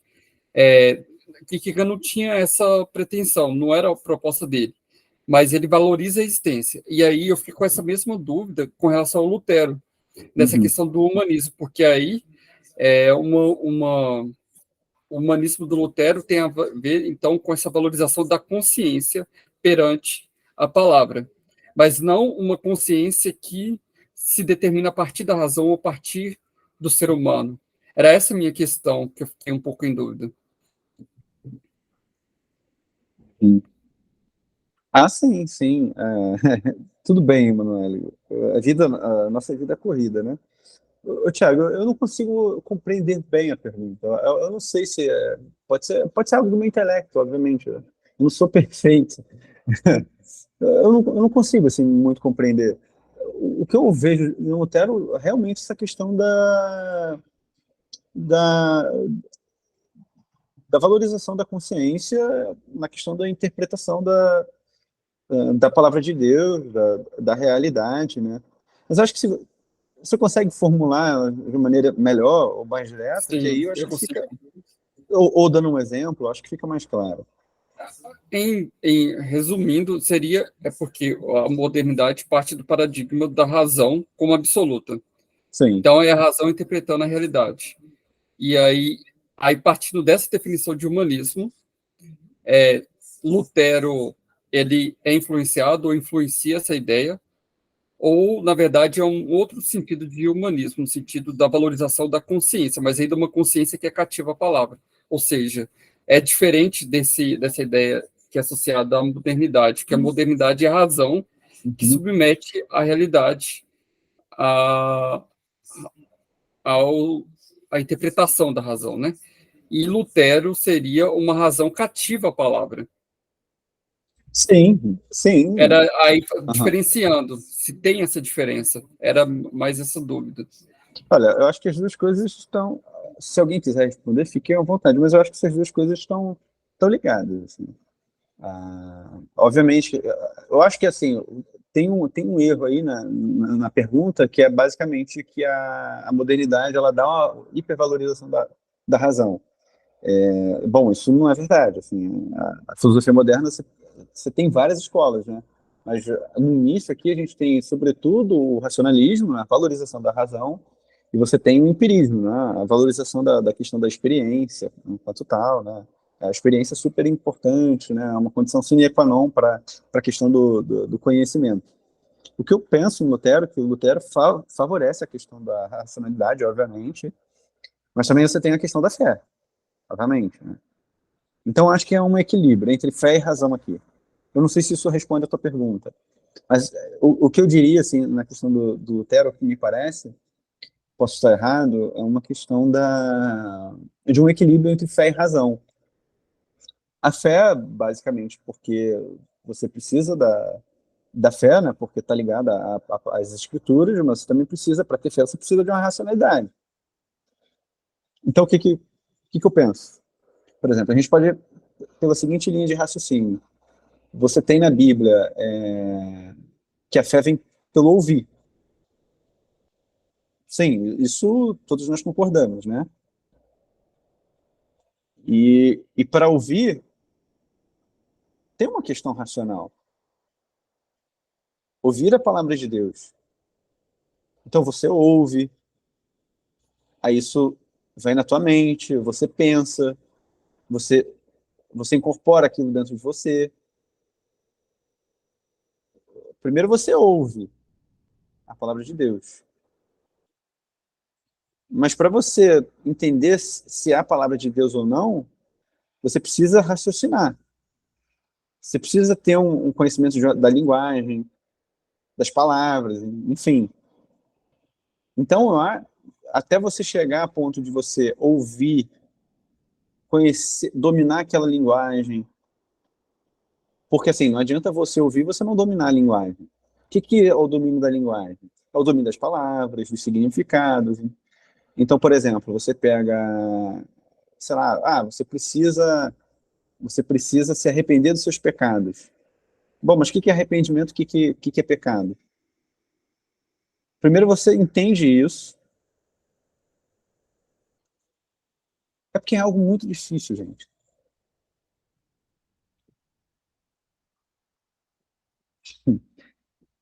É muito complexo.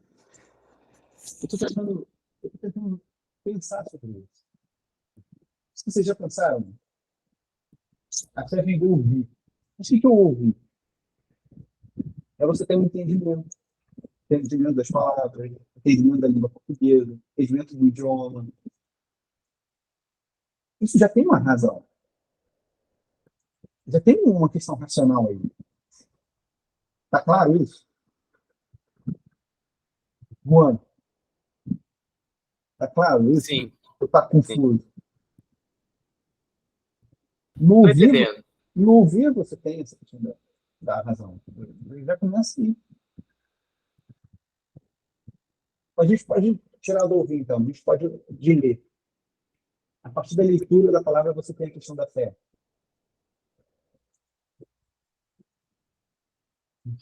Ouvir, ler, pensar envolve uma questão da razão. E aí você tem a fé. Sim. Fique à vontade, Thiago. Eu acabei soltando uma fala generalista da relação da razão, porque quando eu falei da valorização da razão, não era no sentido epistemológico da questão lá do racionalismo e do empirismo, era mais no sentido que se usa mesmo de valorização da razão na modernidade como a valorização do ser humano como... É pensante? Oi? Como se... Oi? Como ser pensante. Isso. E ele como valorização do ser humano como ponto de partida para entender a realidade, não mais, sei lá, seja uma tradição ou uma religião, ou, enfim, nesse sentido, entendeu?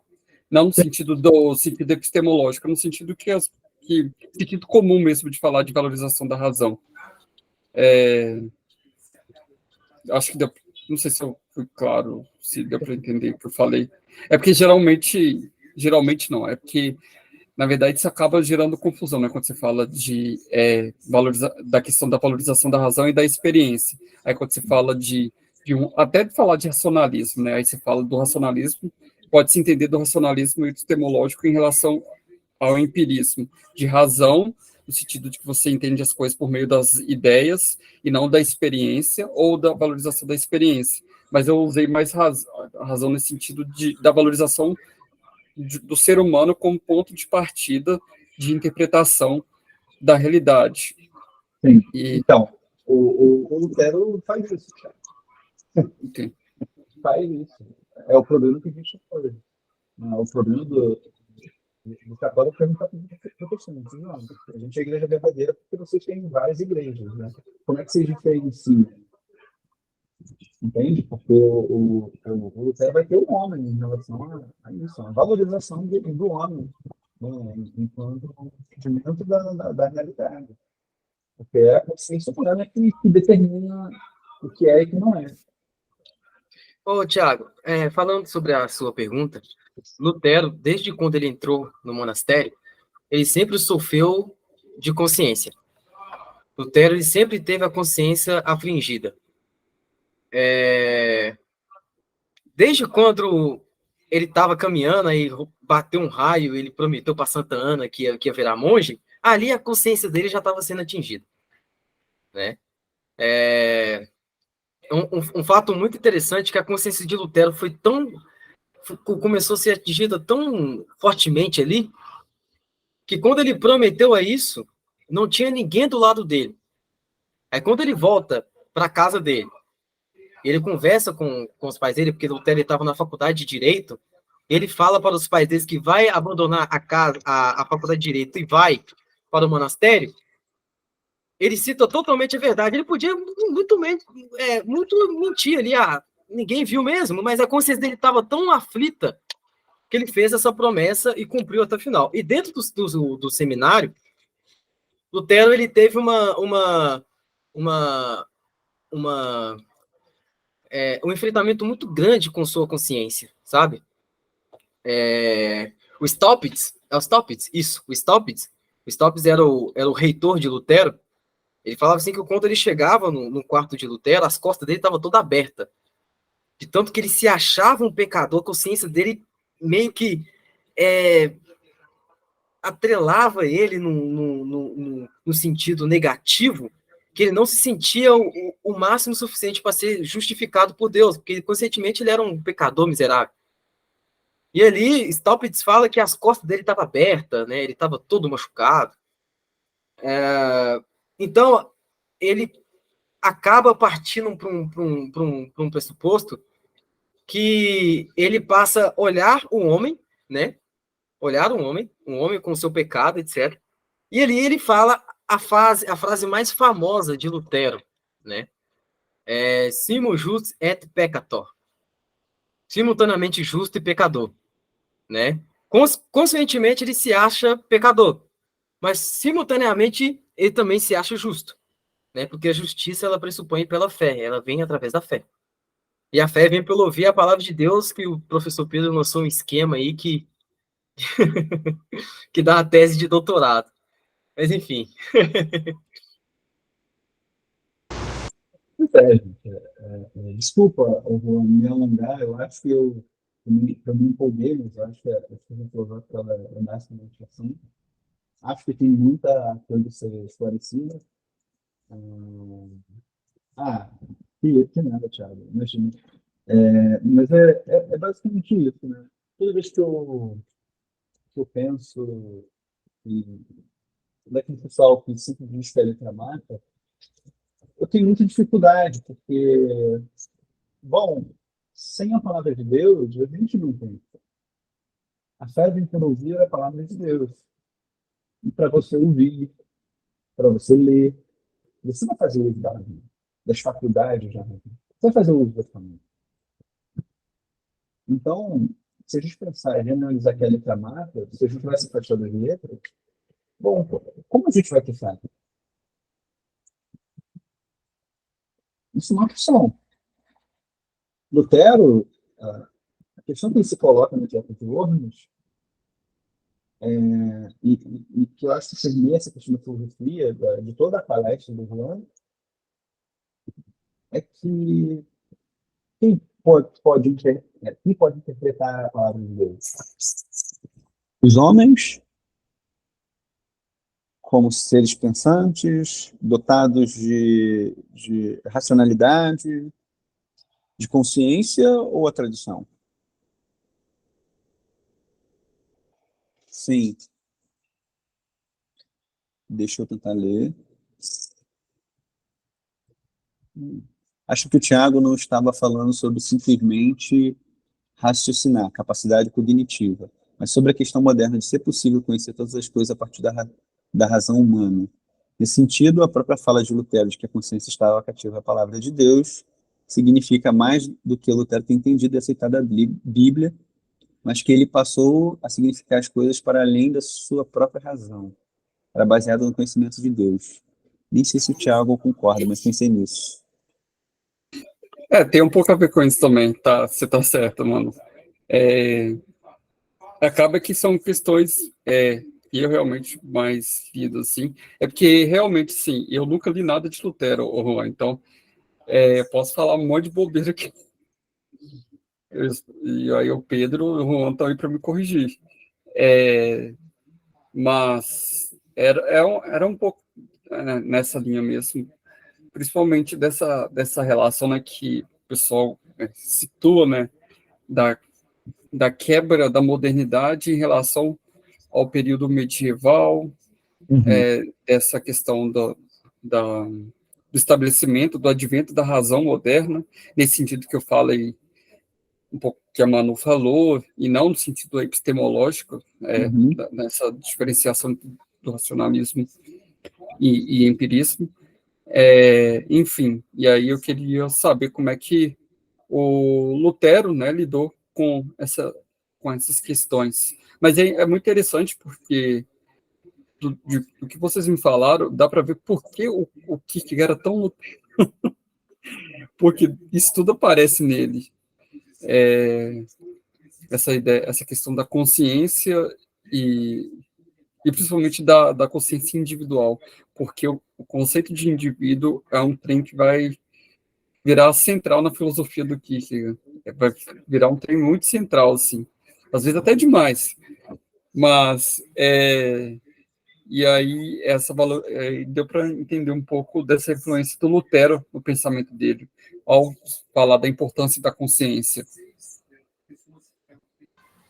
olha aqui o que Lutero fala sobre a tradição, que vocês falaram, né? Interpretar as escrituras à luz da tradição. Eu tenho uma opinião sobre isso, que é o seguinte: depende, né? As escrituras, dependendo, ela tem que ser interpretada à luz da tradição. Depende, né?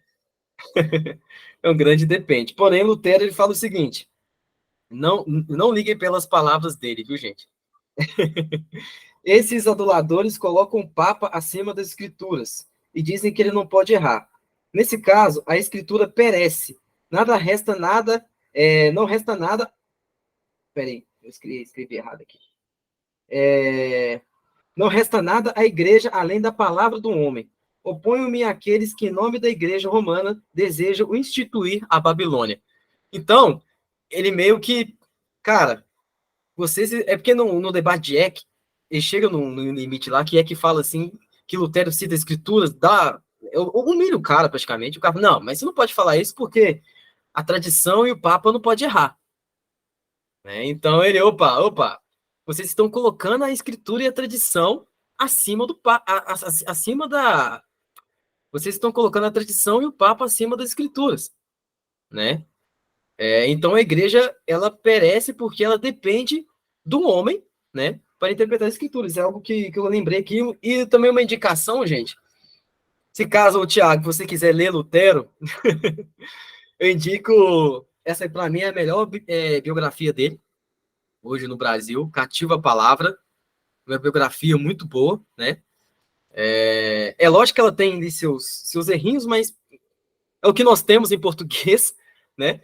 E outra coisa também que eu li comentários de Lutero a Romanos, ao livro de Romanos. É um livro muito bom também. Aqui tá o Lutero jovem, né? Ele tem uma influência muito grande do catolicismo romano, mas aqui ele começa a falar sobre a questão da consciência e sobre a questão da justificação também. Os dois livros de Lutero que eu indico para muita gente. Então, pessoal, vocês têm mais alguma coisa para falar? Bom, mas o que o Lutero achava sobre o aborto? Tô brincando. É só pro. Cara, eu nunca achei nada não, viu? Nunca achei nada não, mas provavelmente Lutero, para quem não sabe, ele tem uma opinião sobre os LGBT. Opa! Para quem tem um fragmento dele que ele fala sobre a homossexualidade, né? Eu não vou falar isso aqui porque eu tô com medo da Tá, não é minhas palavras, tá, gente? As palavras de Lutero, quiser aprende ele. Alexandre de Moraes é Lutero, né? Lutero fala assim, no que concerne a relação entre homem e mulher, homem é menino e mulher é menina. Tá exatamente desse jeito, né? Então, é uma parada de Lutero aí, bem... Eu não sei para que ele escreveu isso, né? Ok, mas eu não achei a fonte. É uma coisa que eu também falo, gente. A gente não pode engolir qualquer coisa que está escrito Lutero falou. A gente tem que procurar a fonte a fundo, né? Tem muita coisa aí que... Misericórdia. Sobre os LGBT, uma comunidade moderna. Lutero, né, já discuti isso aí há muito tempo já, né? Cara... E a gente xingando eles aqui, achando que a gente é moderno e contemporâneo. Não, já estava muito à frente do seu tempo. Eu já estava lá, né? Esse aqui é menino, esse aqui é menina. Ele mesmo já falou lá. Eu tenho esse fragmento, eu tenho que procurar, cara. Se eu achar esse fragmento, eu envio para vocês. Mais alguma coisa, gente? Inclusive, o Agostinho. cita Lutero falando sobre isso. Agostinho? Agora que eu entendi o meme, foi mal.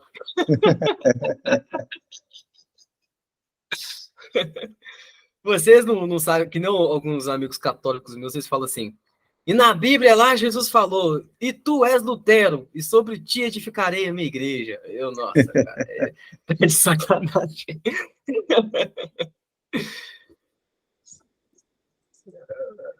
Mas eu quero agradecer, né, por isso, por esse debate, um debate que me conquista muito. Como eu falei, o Danilo falava isso às 7 horas da manhã, né? E isso brilhava meus olhos, e conversar sobre Lutero, início da modernidade, as influências, né? A filosofia da consciência. Isso me interessa muito, né? Muito. Eu acho que a gente só tem a ganhar com esse tipo de debate, tá bom? E não tenha medo de ser cancelado. Infelizmente, uma hora ou outra, a gente vai ser cancelado. A gente vai ser cancelado. Sim, Thiago, filosofia da consciência. Porque ele apela para a consciência, né? A minha consciência está cativa à palavra de Deus. Então, assim, o modo da gente interpretar a Bíblia é em razão da consciência, não só da tradição, né? E, e sim, Juan, uma hora ou outra a gente vai ser cancelado. Gente, cancelamento, né, às vezes é uma plena bobagem. A gente tem que ter consciência das coisas erradas, né? A gente tem consciência do que os autores falaram besteira, a gente tem consciência de classe, dos problemas, né? Por exemplo, assim, as falas racistas, né? E a gente tem que ter consciência de que é uma fala racista e aprender com os erros, Sim. né, do outro. Mas a gente vai errar. Todo mundo fala uma bobagem uma vez ou outra, sabe? Né? Sócrates foi cancelado e morto, então tá Não é? liberado. Hannah Arendt foi cancelada. Né? Hannah Arendt. Exatamente. É isso. Muito obrigado. Muito obrigado. E desculpem a todos aí eu me alongar Não, tá ótimo, tá ótimo. nesse debate aí, né? Mas a filosofia da consciência, né? Ou a filosofia crítica. Sugiro o livro do meu professor Danilo Marcondes, que fala sobre a história da filosofia. Ele vai falar sobre a reforma protestante e a influência da modernidade, inclusive. Eu posso passar de novo lá no grupo do NEFI sobre isso, o PDF, para vocês. Muito bom, professor. Pecador. Sim, sim, sim. Eu sou bem calvinista nessa questão também. Se falar com um calvinista que ele é bom, eu vi um meme da pessoa, não, mas você é gente boa. O calvinista, não, não sou gente boa, não. Né? Eu sou um depravado total. Muito obrigado, gente, pela presença. Eu vou depois, se vocês quiserem algum material, vocês podem pedir ao professor Pedro, né? Eu também tenho alguns volumes das obras selecionadas de Lutero. Se vocês quiserem também, vocês podem me pedir que eu impresso para vocês, ter a curiosidade de ler, né? E também um conselho que eu ouvi de um doutor luterano, que falou para mim assim, cara, sempre quando você for falar de Lutero, sempre quando você for indicar Lutero, busque sempre ler Lutero, né? Porque hoje em dia, infelizmente, muita coisa de Lutero está sendo muito... as pessoas, elas relativizam muito, trazem fontes que não são realmente, então leia diretamente um homem, né? É bom a gente ler diretamente um homem. E é isso, né, gente? Ler o Lutero também é muito bom. Não se importem muito com o xingamento dele, ele tem, ele tem a boca meio suja mesmo. Ele é um alemão maluco, mas não, né? Então, é isso, pessoal. Mal criado, exatamente, Manu. Eu quero reforçar também o que o Lincoln disse no começo, né? A gente vai ter o nosso NEF Day. Vai ser lá no bairro Xangri-Lá, né? Na Igreja de Deus Oficia da Nova Pampulha.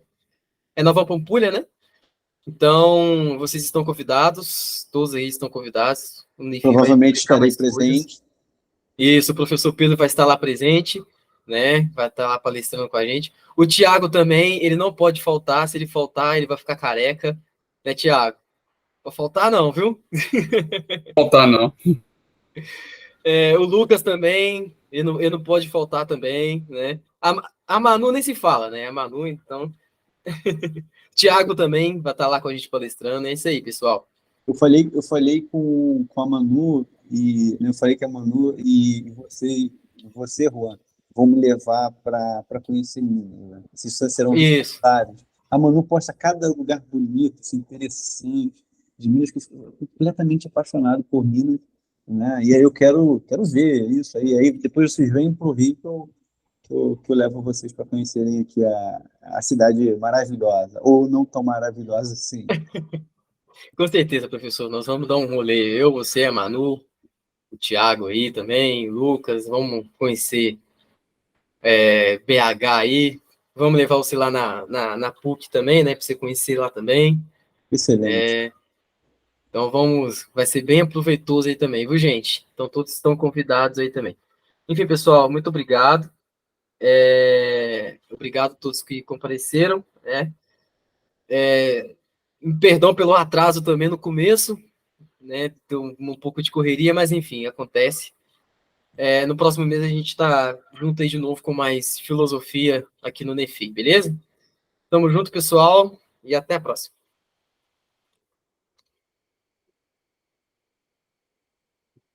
Tchau, tchau, gente. Boa noite para vocês.